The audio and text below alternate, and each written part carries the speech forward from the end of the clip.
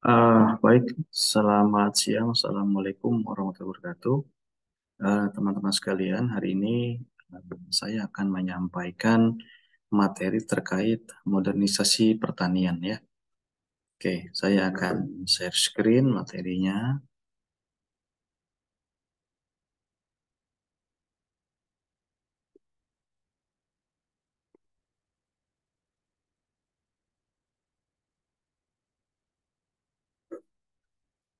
Ya,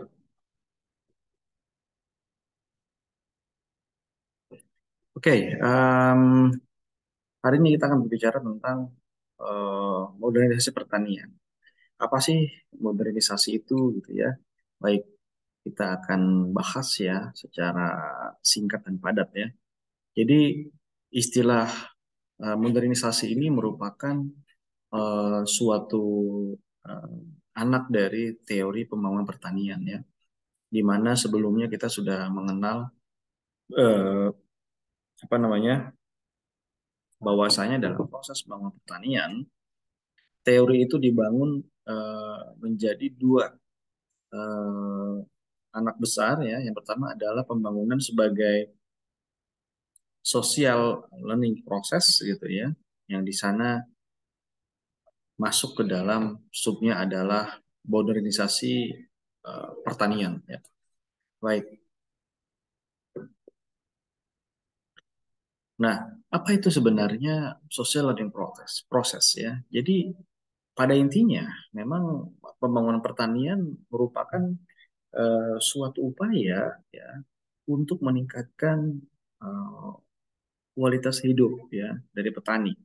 Ya, tentu saja yang dicapai melalui berbagai strategi dan investasi ya dan beberapa kebijaksanaan ya, dengan pengembangan profesionalitas dan tentu saja produktivitas tenaga kerja. Dan di sana juga dalam social learning proses ini ada istilah, ada pengembangan sarana dan prasarana ekonomi ya, ada pengembangan ipteks ya, dengan penataan dan pengembangan kelembagaan pedesaan. Jadi ini suatu proses yang menyeluruh ya sebenarnya dari perspektif social learning process, mulai dari sumber dayanya diperhatikan ya, mulai dari input produksinya diperhatikan, tenaga kerjanya seperti apa ya, sampai pada aras kelembagaan di pedesaan juga menjadi bahan perhatian. Nah, selanjutnya apa sih sebenarnya tujuan dari social learning process? Nah, ini tujuannya. Yang pertama, tentu saja tujuannya adalah eh, meningkatkan pendapatan per kapita dengan cepat ya. Ya itu tentu saja hal yang menjadi idaman seluruh pemerintah ya dalam proses pembangunan yang tidak terkecuali di bidang pertanian ya, sektor pertanian. Di mana pendapatan ini didorong agar bisa berakselerasi gitu ya, tidak stagnan ya, atau bahkan tidak menurun. Jadi itu didorong untuk bisa lebih cepat ya. Kemudian yang kedua adalah tentu saja meningkatkan keamanan pangan. Di sini ternyata eh, keamanan atau ketahanan pangan ya, di mana masyarakat di Indonesia itu memang perlu diperhatikan, perlu dipastikan ya dalam proses pembangunan pertanian ini, pangan itu tersedia, pangan itu bisa terakses atau bisa dibeli oleh masyarakat dan pangan itu dikonsumsi dengan baik. Itu adalah konsep ketahanan pangan yang terintegrasi yang tepat ya, bukan hanya ketersediaan pangan saja ya. Bagaimana kita ketahui bahwa sekarang kasus misalkan stunting ya. Stunting itu adalah bukan masalah soal aksesibilitas pangan ya, tapi lebih ke arah pemanfaatan pangan yang tepat. Jadi masyarakat bisa membeli pangan, masyarakat ternyata tidak memanfaatkan pangan tersebut dengan berimbang ya. Akibatnya apa? Ketahanan pangan tidak bisa ter, apa namanya terbangun dengan baik ya. Nah, itu terkait dengan keamanan pangan atau ketahanan pangan. Kemudian hal yang menjadi perhatian juga adalah mengurangi kemiskinan. Ini juga menjadi salah satu concern pemerintah dalam pembangunan baik nasional maupun sektoral ya. Bagaimana dengan meningkatnya pendapatan secara agregat per kapita dan rata-rata nasional, harapannya jumlah penduduk miskin juga bisa berkurang, ya. Penduduk miskin yang sebelumnya mungkin 10% ya, karena imbas COVID kemarin kita sempat menyentuh ke angka 12% ya, belasan persen. Sekarang didorong bagaimana kita bisa melakukan recovery lebih cepat, ya, bangkit lebih cepat agar bisa kemiskinan itu kembali ke angka ambang batas ya, yaitu di bawah 6%. Ya. Kemudian tujuan social learning proses lainnya adalah mengurangi gangguan terhadap nilai budaya, kehidupan sosial pedesaan dan employment. Tentu saja pembangunan ini harus bisa merujuk kepada kondisi nilai budaya tertentu ya. Jangan sampai pembangunan ini bertentangan dengan nilai budaya dan kehidupan sosial di pedesaan. Jangan sampai modernisasi ini justru meminggirkan masyarakat desa. Ketika kita memiliki kebijakan industri industri didekatkan ke desa, kita harus tahu implikasinya. Sumber daya desa sudah siap atau belum? Infrastruktur pendukung industri di desa siap atau belum? Jangan sampai ketika industri didekatkan ke desa yang terjadi adalah eh, terjadi pengurasan sumber daya alam di desa yang tidak terkendali, polusi muncul di mana-mana tidak terkendali, dan masyarakat desa yang tidak siap terpinggirkan ya. Ya, pekerja-pekerjanya bukan orang desa tapi dari luar. Ini yang kita khawatirkan ya. Mesti mengurangi gangguan itu. Nah, yang selanjutnya adalah pemerataan. Ini adalah salah satu learning proses pembangunan yang paling penting menurut saya ya. Jadi jangan berharap, jangan mengatakan pembangunan kita cepat, pertumbuhan ekonomi kita tinggi, tapi kita tidak memikirkan pemerataan. Jadi saya kira pembangunan oke, setuju ya, kita ingin pembangunan ekonomi berjalan cepat, akselerasinya cepat. Tapi juga kita harus berimbang juga bahwa pemerataan penduduk juga harus berjalan seiringan ya, mengurangi kesenjangan pendapatan dan pengangguran ya. Jadi kita mesti melihat selain angka pertumbuhan ekonomi dalam proses pembangunan, kita juga harus melihat angka kesenjangan pendapatan. Itu salah satu contohnya kita lihat dari Gini rasio ya. Jadi ketika Gini rasionya masih tinggi ya, mendekati angka 1, itu menandakan pendapatannya kurang berimbang ya. Tapi ketika Gini rasionya mendekati 0, itu lebih menunjukkan bagaimana kesenjangan itu rendah ya. Kemudian selanjutnya adalah menumbuhkan adanya insentif ekonomi, ya, mendorong produktivitas, kreativitas dan perusahaan. Jadi insentif ekonomi ini artinya apa?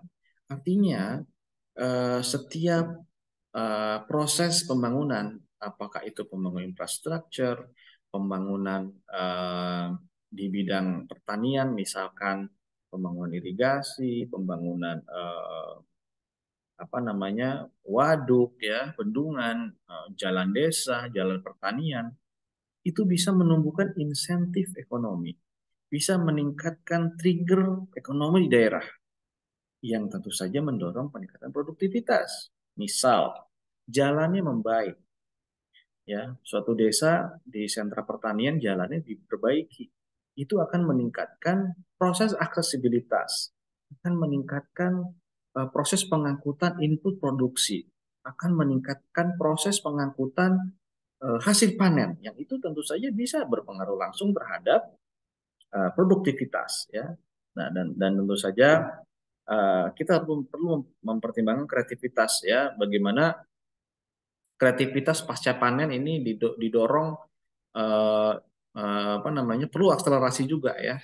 Jadi inovasi agribisnis itu saya kira menjadi hal yang perlu diperhatikan ya.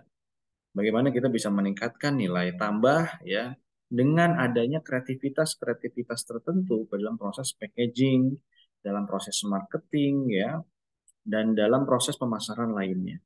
Yang selanjutnya terakhir tentu saja bisa meningkatkan peluang bagi individu dalam bidang ekonomi dan politik ya. Nah, selanjutnya, nah kita akan berbicara tentang modernisasi pertanian menurut Mozart ya. Jadi begini, inti dari modernisasi ini adalah suatu pergerakan dari pertanian tradisional ke pertanian modern, ya. Melalui apa? Melalui transformasi, ya. Apa yang ditransformasikan? Sangat macam-macam. Berbicara transformasi pertanian, kita tidak hanya melulu membicarakan soal ada mekanisasi baru dengan traktor, ya, dengan drone. Oh tidak, tapi transformasi itu di sini disampaikan dari hulu ke hilir, ya. Disampaikan pertanian modern adalah pertanian yang dinamis, sangat fleksibel, serta terus-menerus ya dalam meningkatkan produktivitas. Bagaimana? Nah, ini dikatakan sebagai pertanian yang progresif dan selalu berubah. Apa saja perubahannya? Ya, perubahannya adalah perubahan mekanisasi, misalkan ya, mulai dari benih, misalkan. Kita saat ini benih yang dicari-cari adalah benih yang masa tanamnya itu lebih cepat, ya. Kemudian benih yang bisa menghasilkan produksi lebih banyak dan benih yang bisa tahan perubahan iklim, ya. Terakhir adalah benih yang bisa tahan hama dan penyakit. Itu adalah proses dinamis ya, bagaimana para engineer kita mengembangkan benih-benih unggul, ya. Itu dari sisi benih. Kemudian dari sisi input tambahan, misalkan pupuk. Bagaimana kita sekarang yang sedang menghadapi krisis lahan, pupuk yang dikehendaki saat ini adalah pupuk organik, ya. Pupuk organik yang bisa meminimalisir dampak lingkungan. Ya, itu dari sisi pupuk. Kemudian dari sisi apa namanya, dari sisi kualitas sumber daya manusia, kita juga tentu saja menghendaki petani-petani yang adaptif, petani-petani yang modern dan bisa melakukan adopsi-adopsi teknologi terbaru, ya. Misal penggunaan traktor model baru yang lebih efisien, ya, penggunaan cara menanam baru yang lebih efektif, penggunaan alat-alat lainnya yang bisa lebih baik, ya, penggunaan media-media sosial, penggunaan internet, ya, internet of things itu juga menjadi bahan pertimbangan, ya, agar eh, petaninya sendiri bisa mengikuti perkembangannya. Nah, selanjutnya bagaimana ya syarat-syarat menciptakan pertanian modern? Nah, ini syarat-syaratnya. Yang pertama adalah teknologi dan efisiensi terus-menerus diperbaiki, ya. Jadi teknologi itu tidak akan pernah berhenti, ya. Dia akan selalu terus berjalan, ya. Melihat perubahan yang ada, dia akan terus berdinamika, ya. Artinya apa?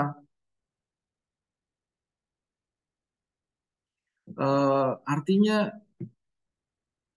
eh, selalu melihat masalah-masalah yang ada, ya. Jadi bisa memberikan solusi, ya. Jadi ketika masalah muncul gitu, ya. Nah, dalam teknologi yang lama diperlukan model yang baru. Misal sekarang, kita didorong apa namanya, teknologi mekanisasi ini mulai bergeser dari bahan bakar minyak, ya, fuel, ke bahan bakar listrik, ya. Nah, ini di pertanian juga akan mengikuti hal tersebut, ya.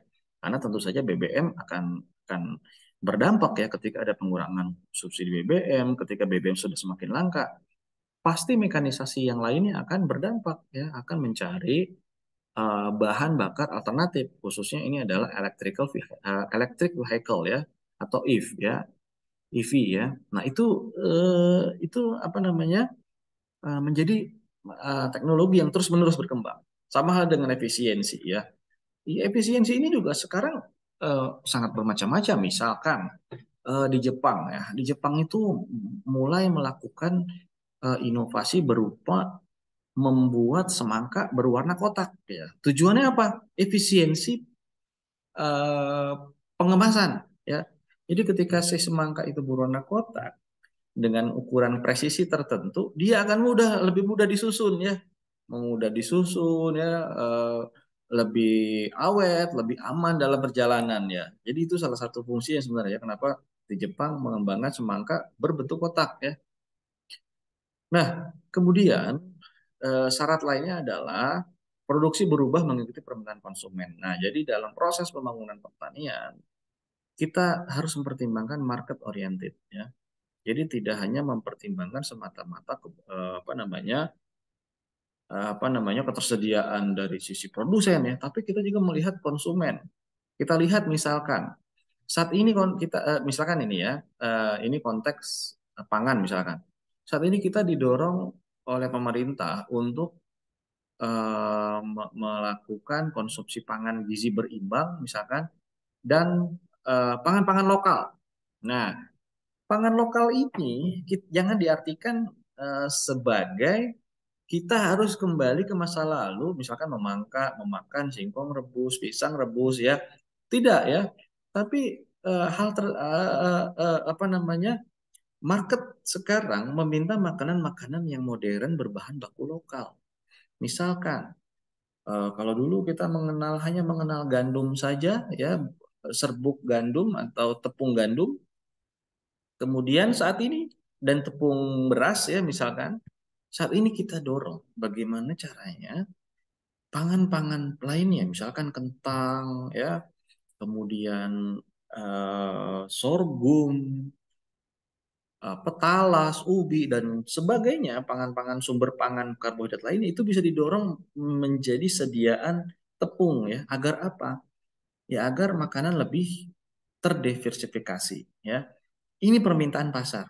Produksinya apa? Ya produksi berubah ya. Petani akan memproduksi sumber-sumber pangan tersebut dan eh, sistem produksi akan berubah, akan mengolah ya yang tadinya talasnya masih talas mentah, sekarang dirubah menjadi talas yang berbentuk tepung ya. Itu salah satunya bagaimana produksi ini selalu berubah mengikuti permintaan pasar. Kemudian rasio output input terus menerus berubah. Nah, ini sama ya. Bagaimana tentu saja perubahan rasio ini disesuaikan dengan perubahan penduduk, teknologi dan harga ya. Jadi semakin banyak penduduk, ya rasionya ya bisa semakin kecil ya, karena apa namanya pembaginya adalah penduduk misalkan ya. Jadi kemudian juga teknologi juga sama dan harga juga sama ya. Jadi teknologi ini tentu saja akan mengimbangi harga ya. Kemudian selanjutnya menurut Moser untuk bisa menggerakkan pertanian kita perlu apa hal-hal mendasar yang mesti kita pahami ya. Jadi Moser ini meletakkan hal dasar dalam pembangunan pertanian. Jadi melihat eh, paradigma modernisasi ya sebagai salah satu bentuk ya pembangunan pertanian yang sukses dengan revolusi hijau ya. Jadi Arthur Moser ini salah satu apa namanya eh, pencetus revolusi hijau ya.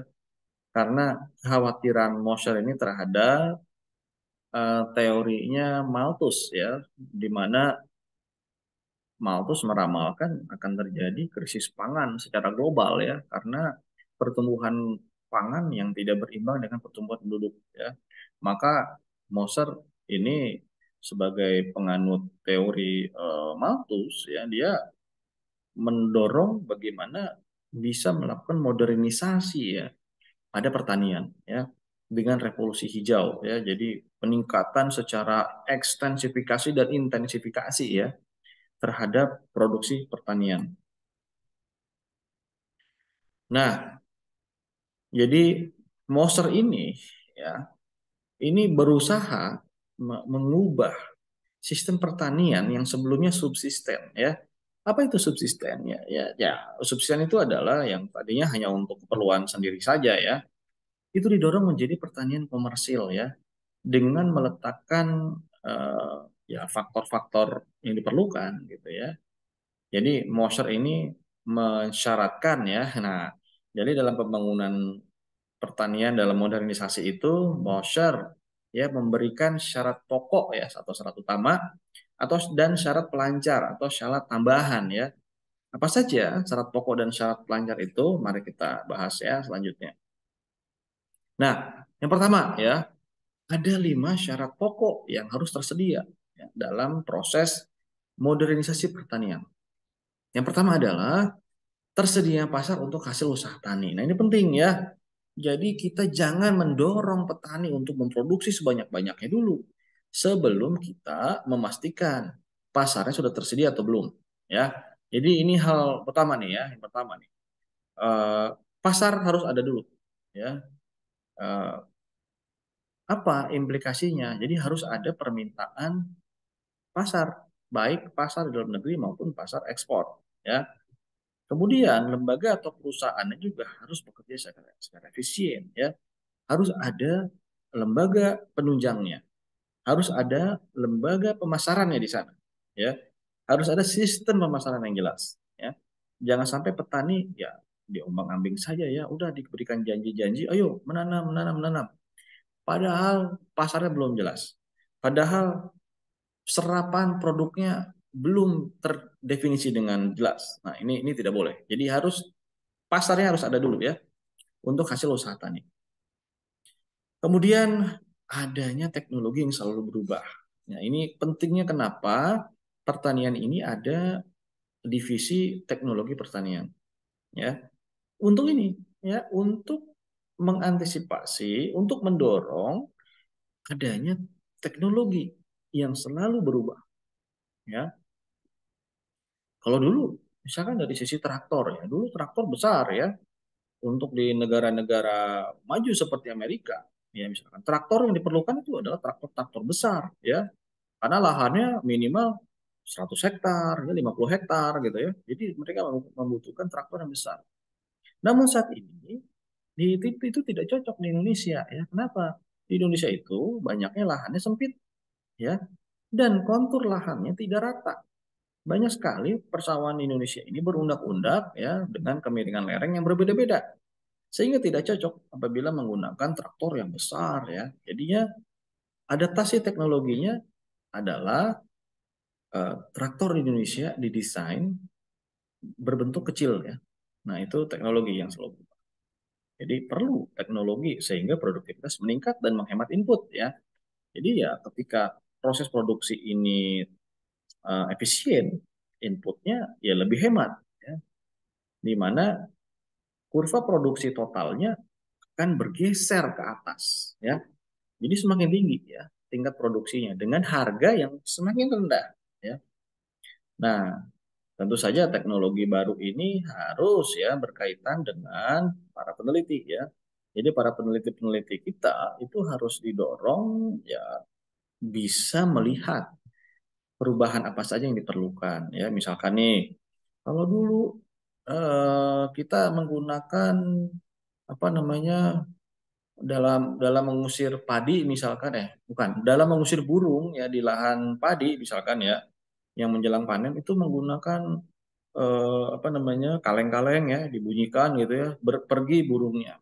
Sekarang sudah ada teknologi gelombang elektromagnetik ya atau gelombang suara ultrasonik yang ketika kita pencet tek, nah itu si burungnya akan menjauh sendiri ya. Sama hal dengan kelelawar ya di tempat perkebunan mangga misalkan ya di perkebunan buah-buah yang jambu gitu ya itu sudah menggunakan gelombang ultrasonik ya ada teknologi itu yang bisa apa yang bisa mengusir hama-hama ya secara efisien ya. Wah, itu tinggal pencet saja tekan tet semalaman bunyi udah selesai ya. Oke, yang sederhana mungkin kalau teman-teman yang banyak di luar ya di luar Jawa nih misalkan kan banyak tuh eh, rumah walet ya misalkan. Nah itu rumah walet itu juga bisa digunakan ya apa namanya pengeras suara dengan suara burung ya misalkan burung waletnya jadi walet itu udah datang ya misalkan itu salah satunya teknologi yang paling sederhana ya memutar MP3 yang suaranya ada burung walet ya jadi kalau jalan-jalan ke Sumatera ya pesisir pantai gitu atau Kalimantan banyak rumah walet sering ada suara walet itu bukan suara waletnya ya tapi itu suara radio ya yang diputar terus-menerus untuk apa namanya mengundang walet datang ya. Kemudian yang ketiga adalah tersedianya bahan-bahan dan alat produksi secara lokal. Nah, ini penting nih ya. Jangan sampai kita memproduksi tapi alat-alatnya belum tersedia. Nah, ini penting ya. Penyediaan alat ini harus ada secara lokal, ya. Petani perlu tinggal beli ada, ya. Jadi sifatnya input itu pertama adalah dapat digunakan secara teknis dan efektif, bermutu baik, harganya murah, tersedia setiap petani membutuhkan. Nah, ya. Jadi tersedia nih setiap petani perlu dan penjualan harus dalam ukuran sesuai kebutuhan petani ya. Nah ini ya bisa penjualan dari bisa dalam jumlah yang sedikit misalkan satuan ya itu perlu ya. Bagaimana alat-alat dan produksi pertanian ini harus ada ya. Nah selanjutnya ada yang nomor 4 adalah ada perangsang produksi atau insentif. Ini penting insentif ekonomi. Misal eh, peningkatan produksi ini harus ada benefit ekonomi bagi petani ya. Jangan sampai petani melakukan budidaya pertanian itu tidak ada insentif ekonominya. Jadi ibaratnya mereka menanam hanya impas saja itu tidak baik ya. Jadi petani harus diyakinkan, harus dipastikan itu menanam itu untung ya. Ya, ini biasanya eh, petani-petani yang untungnya lebih besar biasanya lebih banyak di apa namanya pertanian hortikultur ya. Biasanya itu yang untungnya itu bisa berkali-kali lipat lebih besar ya daripada petani tanaman pangan ya. Karena tanaman pangan biasanya apa namanya hasilnya ya lebih linear ya daripada petani-petani di pertanian horticulture ya, hortikultur. Eh, Kemudian syarat pokok yang lain adalah adanya pengangkutan khususnya transportasi. Ya ini perlu nih ya adanya sarana dan prasarana pengangkutan logistik logistik yang baik sehingga biaya pengangkutan lebih murah dan hasil usahanya dapat dijual ke pasar. Mungkin teman-teman pernah mengingat kebijakan tol laut ya yang pernah diluncurkan oleh Presiden RI ya Pak Joko Widodo. Jadi apa sebenarnya tujuan pengembangan tol laut? Ternyata tujuan utamanya adalah untuk membuat jalur transportasi rantai pasok ya se-Indonesia. Ini terjadi misalkan eh, kita punya Indonesia ini punya sentra produksi peternakan sapi yang cukup baik, yaitu di Provinsi Nusa Tenggara Timur dan Nusa Tenggara Barat. Tapi masalah mereka adalah mereka agak kesulitan dalam mendistribusikan hasil ternak mereka. Akhirnya apa? Dengan adanya tol laut itu, jadi si petani atau peternak itu bisa dengan mudah mengirimkan sapi-sapi mereka ke Pulau Jawa, ya. Ya, insentifnya berupa itu ya penyiapan transportasi. Itu misalkan salah satu contoh yang paling mudah ya untuk bisa menghubungkan se-Indonesia ya. Apa namanya? Adanya tol laut ya menghubungkan ya, sentra-sentra produksi ya. Itu sangat membantu ya daerah-daerah lainnya. Misalkan di Sulawesi, di Maluku ya untuk mengirim ikan segar ya dari Maluku, dari apa namanya daerah-daerah yang terpencil itu lebih mudah ya dengan adanya tol laut. Oke, selanjutnya adalah ada 5 syarat pelancar yang harus tersedia ya. Yang pertama tentu saja untuk bisa memperlancar proses modernisasi harus ada pendidikan pembangunan. Apa namanya pemberdayaan masyarakat menjadi hal yang penting ya. Makanya di dalam agribisnis ya kita itu biasanya ada divisi khusus yang eh, apa namanya dalam usaha agribisnis ya itu ada divisi khusus yang berfokus pada pengembangan sumber daya manusia ya itu menjadi apa namanya penting ya untuk bisa memperlancar proses modernisasi. Kemudian yang kedua adalah kredit produksi ya ini juga ya perlu nih ya. Jangan sampai petani mau menanam nggak punya modal kesulitan cari modal ya perlu nih ada kredit produksi ya yang tentu saja jangan sampai petani masuk ke pinjaman online ya yang bunganya berlipat-lipat. Nah, ini perlu ya di bagian keuangan perlu perbankan ini siap ya menjadi pendukung pelancar dalam hal kredit produksi.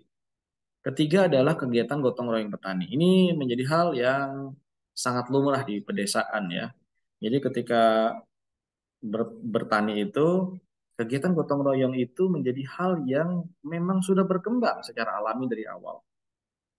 Ketika petani A eh, melakukan pengolahan lahan, biasanya teman-temannya, koleganya, tetangganya, saudaranya di kelompok tani itu akan bergotong royong membantu mengelola lahan. Ya. Kemudian yang keempat ya, perbaikan dan perluasan tanah pertanian ya untuk daerah-daerah yang masih memungkinkan ya. Saya kira kalau di Pulau Jawa ini sudah sangat susah ya. Tapi ketika di Pulau Sumatera, Kalimantan ya, di Papua, perbaikan dan perluasan lahan pertanian ini sangat mungkin untuk dikerjakan ya. Kemudian juga harus apa namanya diperlancar dengan perencanaan nasional dan pembangunan pertanian ya. Perencanaan nasional ini biasanya tercantum pada rencana jangka menengah nasional ya RPJMN ya. Ya, di sana memberikan strategi dan indikasi program utama pembangunan itu untuk pertanian apa saja. Jadi sana ya bisa memperlancar proses pembangunan pertanian dan modernisasi. Kemudian juga bisa didukung oleh rencana tata ruang wilayah nasional ya yang menetapkan di mana wilayah pertanian, di mana wilayah industri ya, di mana wilayah permukiman ya, di mana wilayah-wilayah pendukung lainnya dan di mana eh, rencana jalan ya, pembangunan infrastruktur dan sebagainya. Yang itu menjadi salah satu syarat pelancar tersedianya berjalannya dengan baik modernisasi pertanian ya. Nah, ini kita lihat yang tadi soal kemiskinan ya. Kita lihat eh, di masa apa namanya saat ini kemiskinan menurun karena ekspor pertanian meningkat. Kita tahu bahwa pertanian ini memiliki dampak yang cukup besar terhadap kualitas manusia, sumber daya manusia di pedesaan ya, dan kesejahteraan di pedesaan. Jadi bagaimana ketika sektor pertanian ini meningkat, kita lihat bagaimana PDB secara nasional ya, secara dari 2014 ke 2018, di sini terlihat bahwa terjadi peningkatan yang cukup drastis ya. Di mana saat ini di 2018 itu ada 1.300 triliun ya apa namanya sumbangan PDB nasional ya dari pertanian. Ini suatu prestasi yang luar biasa. Akibatnya apa? Implikasinya apa? Ini menunjukkan daerah pertanian semakin sejahtera, jumlah penduduk miskin semakin menurun, dan pemerataan berjalan dengan baik. Nah, ini sebenarnya ya pesan dari meningkatnya sektor pertanian ya. Nah, kemudian selanjutnya paradigma pembangunan modernisasi juga Moser ini juga apa namanya selain meningkatkan produksi pertanian, namun apa namanya kurang memperhatikan masalah lingkungan ya dan keberlanjutan manusia di sana. Ya mungkin teman-teman di EBKM ya kemarin sudah sempat saya berikan tugas untuk mereview beberapa film ya terkait dengan pertanian berkelanjutan ya. Nah, akhirnya muncullah otokritik dari teori modernisasi ini ya, di mana dalam proses pembangunan pertanian itu perlu mempertimbangkan kondisi kualitas lingkungan yang bisa dilihat bagaimana tingkat degradasi sumber daya alam ya, bagaimana tingkat daya dukungnya, apakah masih mencukupi, apa sudah melewati batas ambang ya. Ini juga menjadi muncul apa namanya ya salah satunya ya SDGs ya. Kenapa SDGs itu ada ya? Ya salah satunya ya masalah ini ya. Kita pertanian berkembang baik tapi dampak lingkungannya kok banyak ya. Nah, oleh karena itu kita merujuk pembangunan berkelanjutan dalam hal modernisasi ini adalah prinsip triple P ya. P yang pertama adalah planet atau ekologi. Bagaimana kita harus mempertimbangkan kondisi planet kita atau ekologi kita ya dari sisi kondisi kualitas sumber daya lingkungan yang pertama kita lihat bagaimana pencemaran airnya ya, bagaimana pencemaran udaranya, dan bagaimana kualitas lahannya. Setidaknya itu yang dilihat. Yang kedua adalah P yang kedua adalah profit ekonomi. Bagaimana budaya pertanian modernisasi ini bisa secara profit, secara ekonomi ini masih memiliki apa namanya kelayakan finansial yang cukup ya. Jangan sampai justru malah membuat apa namanya penerimaannya makin menurun gitu ya. Nah, itu ekonomi juga penting. Yang ketiga adalah people atau manusianya ya. Jangan hanya ekonominya saja nih meningkat. Kondisi kualitas sumber daya manusia itu juga harus baik.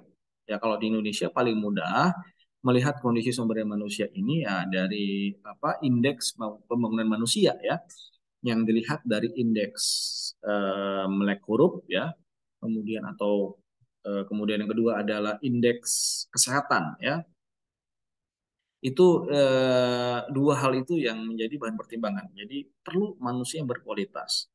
Jadi ekologi yang lestari, ekonomi yang akselerasi gitu ya, dan manusia yang utuh ya. Itu prinsip pembangunan pertanian dalam hal modernisasi ya. Oke.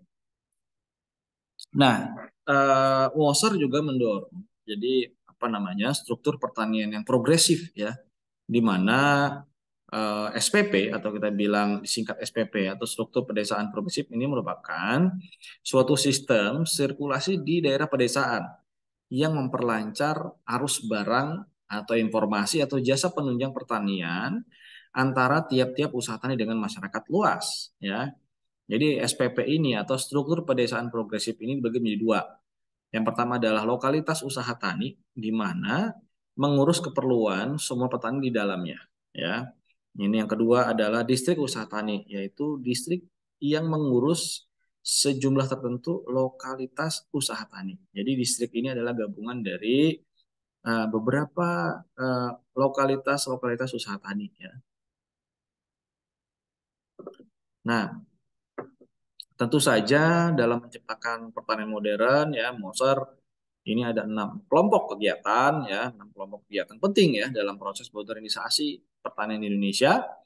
Yang pertama penelitian ya kita nih ya sebagai mahasiswa ya nanti ketika Anda punya tugas akhir misalkan ya itu adalah satu proses penelitian ya. Jadi penelitian itu harapannya kalau bisa yang bisa menemukan dan mengembangkan teknologi usaha tani baru. Ya kalau kita di agribisnis kita lebih ke arah manajerial, bagaimana membuat suatu sistem manajerial yang baik, bagaimana menciptakan suatu sistem pasca panen yang baik, itu salah satu contohnya. Kemudian yang kedua adalah mengusahakan adanya impor atau produksi dalam negeri bagi sarana produksi dan alat pertanian diperlukan. Ya, ini penting ya. Bagaimana adanya impor atau produksi dalam negeri ya, alat-alat pertanian yang diperlukan untuk teknologi baru ya. Jadi sumber source dari teknologinya ini harus ada. Kemudian dalam menciptakan struktur pedesaan progresif atau organisasi pedesaan, daerah pedesaan menyediakan menyediakan saluran-saluran agar bahan informasi eh, antar usaha tani bisa terkoneksi atau di sini bilangnya bisa terjalin ya, bisa terkoneksi ya. Sekarang saya kira ini lebih baik ya dengan adanya WhatsApp group ya minimal itu bisa memperlancar proses pertukaran informasi. Ya. Yang keempat adalah menciptakan dan memelihara adanya perangsang yang cukup bagi petani untuk meningkatkan produksi. Ya, ini juga apa namanya adanya insentif ya atau rangsangan yang bagi petani untuk produksi. Misalkan, wah saat ini apa namanya, misalkan secara internasional gandum agak terganggu gitu ya. Bisa jadi salah satu pengganti gandum adalah sorghum misalkan di Indonesia ya cocok misalkan dengan sorghum. Petani mau menanam sorghum misalkan ya. Dengan apa? Adanya insentif, adanya industri yang mau menerima hasil produksi mereka ya. Eh, itu menjadi salah satu alat perangsang ya. Itu salah satu insentif tambahan untuk petani. Kemudian tentu saja harus bisa memperbaiki tanah pertanian. Ini salah satu motifnya adalah saat ini kita lahan pertanian sudah banyak yang kritis ya karena terlalu banyak menggunakan pupuk kimia. Jadi dorong sekarang misalkan kita meregenerasi lahan pertanian ya dengan pupuk-pupuk yang organik. Ya. Kemudian yang terakhir nomor 6 adalah mendidik dan melatih teknisi agar mampu melaksanakan tugas dengan baik. Ya, ini fungsinya nih kalau di Dinas Pertanian, mereka-mereka yang menjadi penyuluh pertanian ini menjadi ujung tombak ya proses pendidikan dan pelatihan ya untuk petani ya dalam proses transfer teknologi ya teknologi terbaru kepada petani. Ya, baik teman-teman sekalian, kira-kira itu ya materi yang bisa saya sampaikan hari ini ya. Semoga teman-teman bisa memahami ya materi tersebut ya. Dan selanjutnya untuk bisa lebih memahami Anda semua bisa membaca kembali bahan yang sudah kami sediakan ya. Oke, kurang lebihnya kami mohon maaf. Terima kasih ya. Selamat siang. Assalamualaikum warahmatullahi wabarakatuh.